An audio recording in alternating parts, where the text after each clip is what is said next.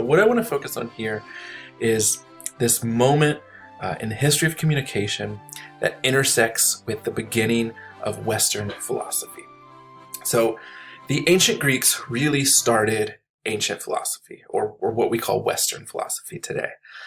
There were other practices dating back earlier in the East, but as far as Western philosophy, we really start with Socrates. There were maybe a few people before him, but he was so important that we actually call any of the philosophers who came before him the Pre-Socratics. So he's a foundational person here. He began his life, his young adult life, as a Greek soldier, and he served his mandatory time in the Greek army. And when he came home, he was interested in questions of philosophy, but the early Greek philosophers were writing about what was called natural philosophy, or what we might even call science today. They were looking around the world and asking questions about the nature of reality. Socrates was intrigued by this, but he was really more interested in questions about how people interact with each other. So what we might call ethics today, or questions of knowledge. And in philosophy, we call that epistemology. His story starts with the oracle at Delphi. So Delphi is in kind of north, about 2 hours north of Athens. And this is a picture I took when I was there in 2007. This was the Temple of Athena Pronaya. At this temple, there were oracles who lived here. There's been contemporary research that shows there actually are vapors that come from underground from minerals and come up through cracks in the ground. So it's thought that possibly, maybe not mystical, but maybe these oracles actually were getting high off of these vapors that were coming out of the ground and were giving advice based on this. But lots of people would visit the oracles and ask them for advice. And they were kind of infamous for giving somewhat vague advice. So military generals, would visit and say, who is going to win this battle? And the oracle would say something like, well, the best general is going to win the battle. And of course, that could be either side of the army. But, if you're really excited about your campaign, you're going to interpret that kind of in the best light for yourself and say, well, I'm the best general, so clearly I'm going to win. So in general, right, this kind of advice or feedback or visions that the oracles would have were very vague. But Socrates is an interesting case where that didn't occur. So one of Socrates' friends visited the oracles and asked who was the wisest person. And kind of pushing against that historic infamous vagueness, actually said, well, it's Socrates. Socrates is the wisest person alive. So his friend came back and reported to him and said, hey, Socrates, I was just visiting the oracle, and can you believe it? You're the wisest person alive. And I think it's interesting to pause there and think about how we might react if we heard that. Maybe it wouldn't be the oracles today, but maybe it's a big data algorithm that got run, and that algorithm spit out, oh, you are the wisest person alive today. How would you feel about that? I suppose that could go multiple ways, right? On one hand, you might think, yes, I am obviously the wisest person. This feels wonderful. On the other hand, you might have some doubts about it. You may not trust the accuracy of it. You might feel that something went wrong. Maybe the algorithm wasn't right. Maybe there was a misunderstanding. Socrates was more along the lines of the latter here. He didn't quite understand how he could possibly be the wisest person. This was surprising to him. There was nothing that he particularly saw in himself that said he made him feel as if he were the wisest person. So he thought about this and he pondered it, and he eventually decided that he would set out to prove the oracle wrong. And he thought he could do this by going around and questioning the various experts who lived in Athens at that time. And as soon as he could find one person who knew something that he didn't know, then that would have proved the oracle wrong, and he could say, no, he no longer is the wisest person. So this took a lot of different forms, and his student Plato actually wrote about these conversations extensively. Many of the conversations or dialogues, as they're called, that Plato wrote are these various conversations that Socrates had while trying to prove that the oracle was wrong about him.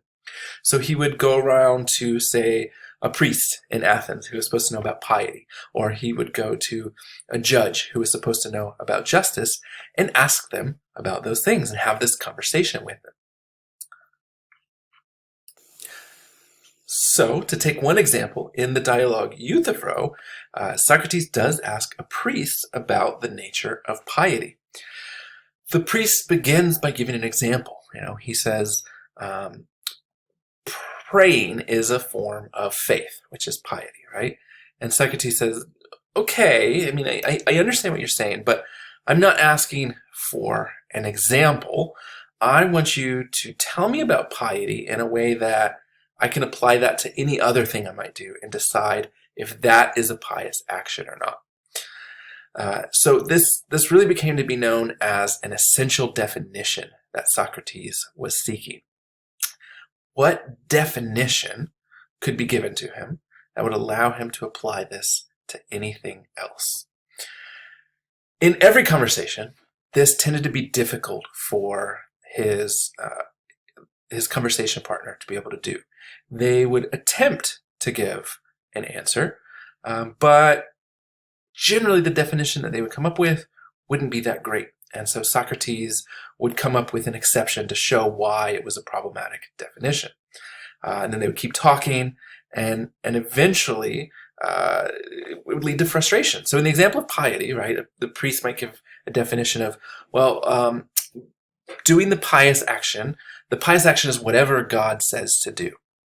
And so Socrates would dig into that, and eventually he'd ask a question like, is it good? Is it pious because God says it's good to do? Or does God say to do it because it's good? And so depending on how you answer that, that can mean two very different things. And the priest kind of doesn't really figure out the answer to that. Socrates continues to question him. He asks Socrates if he has a definition, and Socrates says, No, I don't have a definition. I'm not the priest here, right? This is not something that I know about. And so eventually these dialogues end, usually with the conversation partner getting kind of frustrated and saying, I don't have time for this. And even very specifically saying, I don't have time to tell you what piety is. I have to go be pious with my church members, which has a level of irony there. If we could be in the classroom talking about this together, this is at the point where we would really do an example of a Socratic dialogue. And so when I do this, I like to use a chair as an example. And I'll wheel out a chair. I'll say, okay, let's see if we can practice this. What is a chair? And when we start that conversation, the first definition is usually something along the lines of, a chair is something that you sit on. Now, if we're going to be putting on our Socratic thinking caps, what we have to think about is what could be a problem with that definition.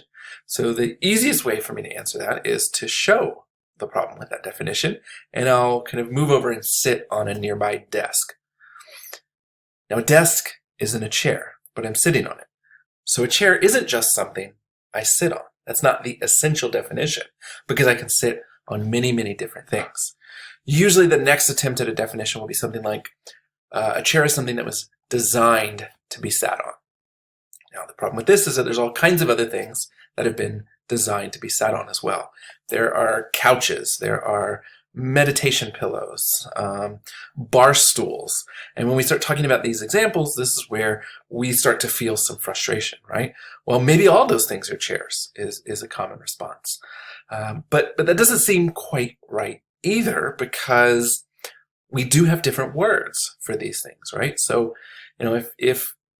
if we said, we want chairs in all our classrooms, and we walked in and found, meditation pillows, that's not gonna quite do what we need.